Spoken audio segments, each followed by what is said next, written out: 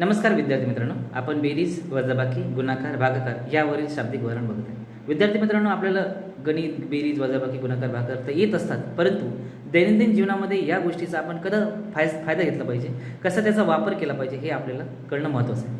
मुलांनो, दोन गावाची लोकसंख्या आहे. दोन्ही गावांची लोकसंख्येची मला टोटल जर काढायची असेल तर मी तिथे बेरीज करणार.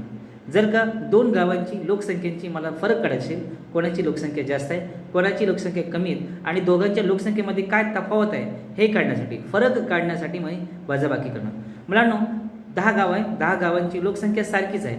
त्या सारख्या लोकसंख्या असलेल्या गावांची मला टोटल लोकसंख्या जर काढायची असेल तर मी गुणाकार म्हणणार.